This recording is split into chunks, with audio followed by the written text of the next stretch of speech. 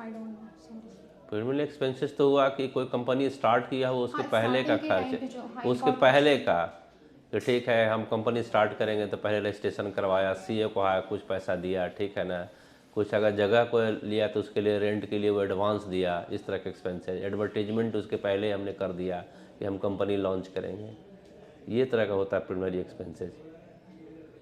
I was not aware of that sorry. GDP क्या होता है?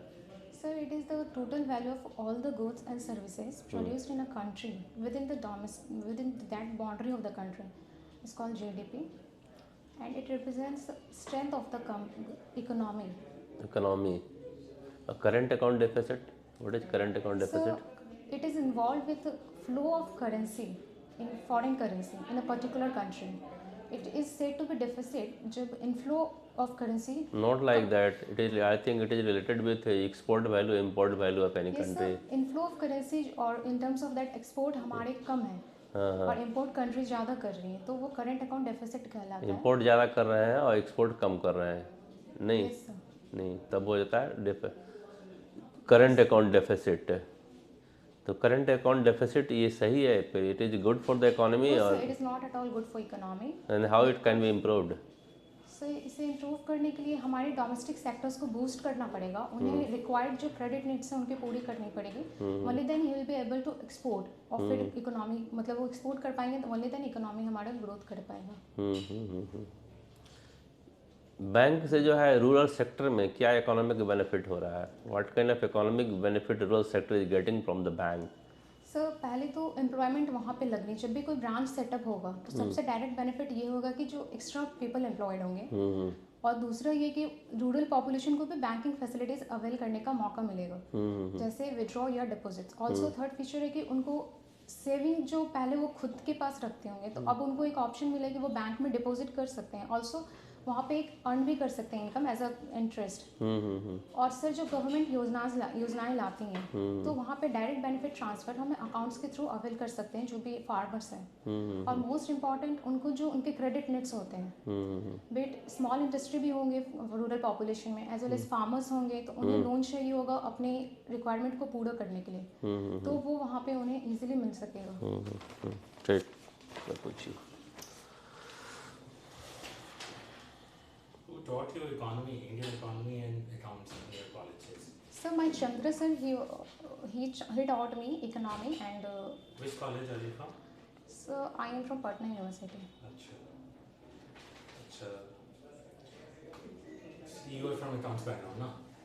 Accounts background, no? Yes sir, Okay. commerce. So you have heard about digital currency which RBI has launched. Yes sir. So what are the changes in the balance sheet And by implementing digital currency? RBI too has a balance sheet of its own, sir, no?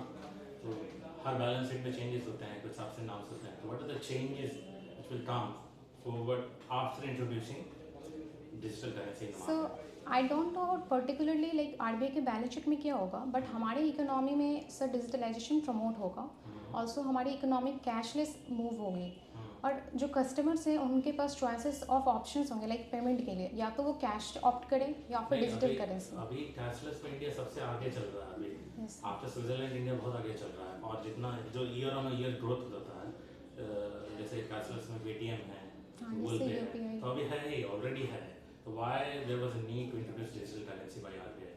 Sir वो remittance का method है जो UPI या PhonePe, और ये digital currency like जो paper currency notes हैं उसका ये सब्सटीट्यूट्स है। और एम दोनों का सेम है ना, डिजिटलाइज करना, Yes. कैशलेस होना। यस पेटीएम और पेमेंट क्या करते हैं, गूगल पे करते हैं, क्या करते हैं, क्यों करते हैं? रेमिट करना होता पर्पस है। क्या होता है?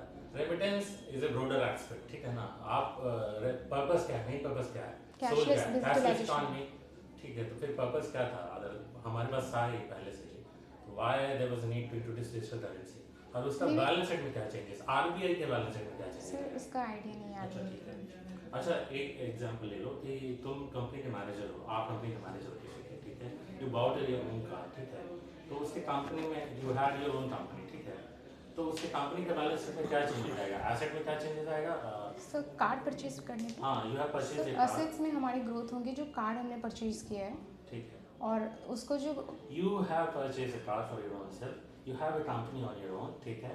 तो कंपनी के बैलेंस शीट में क्या चेंजेस आएगा, एसेट साइड पे क्या चेंजेस है, लायबिलिटी साइड पे क्या changes Sir, if it is for my personal use, there will be no changes in company's Why? balance sheet.